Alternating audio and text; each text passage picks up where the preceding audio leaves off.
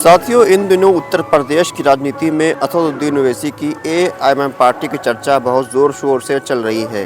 असदुद्दीन ओवैसी की पार्टी को महाराष्ट्र में मिली बड़ी कामयाबी के बाद अब उत्तर प्रदेश का सियासी पारा हाई हो चुका है। उत्तर प्रदेश में समाजवादी पार्टी के साथ एमआईएम पार्टी के गठबंधन की चर्चा चल रही है। हालांकि समाजवादी पार्टी के जो नेता हैं वो इस पर कोई सीधा जवाब नहीं दे रहे हैं।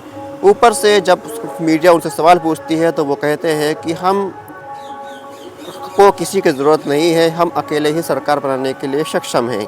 हालांकि वो अंदर खाने कहीं ना कहीं एक बड़ा गठबंधन बनाने की फिराक में हैं और छोटे छोटे दलों को मिलाकर एक गठबंधन बना रहे हैं। उत्तर प्रदेश में 20% के आसपास मुस्लिम वोटर्स हैं, जिनकी बड़ी संख्या, बड़ी आबादी पश्चिम उत्तर प्रदेश में रहती है और असदुद्दीन ओवैसी की पार्टी का जो जनाधार है वो उत्तर प्रदेश के पश्चिम यूपी में काफ़ी ज़्यादा महत्वपूर्ण है। इसके अलावा बाकी क्षेत्रों में भी असदुद्दीन ओवैसी की पार्टी का अच्छा खासा प्रभाव है। पिछले बार जब 2022 में विधानसभा चुनाव हुआ था तो असदुद्दीन ओवैसी की पार्टी एआईएमआईएम पार्टी ने उत्तर प्रदेश में 100 सीटों पर प्रत्याशी उतारने का ऐलान किया था। हालांकि असदुद्दीन ओवैसी की पार्टी को किसी भी सीट पर कामयाबी नहीं मिली थी, लेकिन उसके बावजूद कई सीटें ऐसी थीं जहां पर समाजवादी पार्टी को एमआईएम पार्टी की वजह से हार का सामना करना पड़ा था।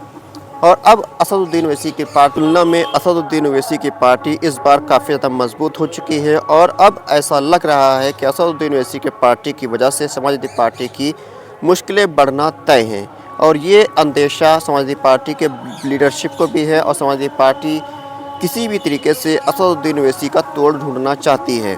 लेकिन असदुद्दीन ओवैसी की लोकप्रियता दिन पर दिन बढ़ रही है, ख़ास तौर से नौजवान मुस्लिमों के बीच में। ख़ास तौर से जो 15 से 30 साल के मुस्लिम नौजवान हैं, उन लोगों में असदुद्दीन ओवैसी की लोकप्रियता काफ़ी ज़्यादा है और ये तबका ऐसा है जो तकरीबन 50% के ऊपर प्रभाव रखता है, आबादी संख्या जिनकी है मुस्लिमों में।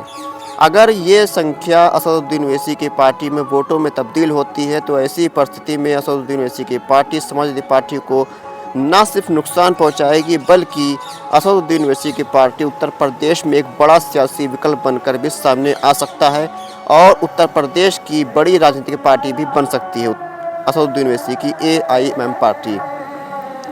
अगर समाजवादी पार्टी एमआईएम पार्टी के साथ गठबंधन में जाती है तो ऐसी परिस्थिति में दोनों ही को फ़ायदा होगा और अगर ऐसा नहीं होता है तो असदुद्दीन ओवैसी की पार्टी अलग विकल्प भी तलाश कर रही है। उसकी पहली प्राथमिकता में बहन कुमारी मायावती की पार्टी बीएसपी है।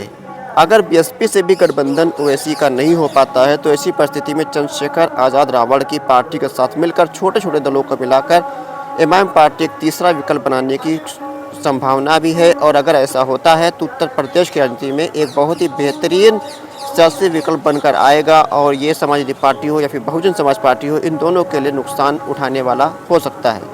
अब सियासी ऊँट किस करवट बैठता है ये तो 2027 के चुनाव के दरमियान ही पता चल पाएगा।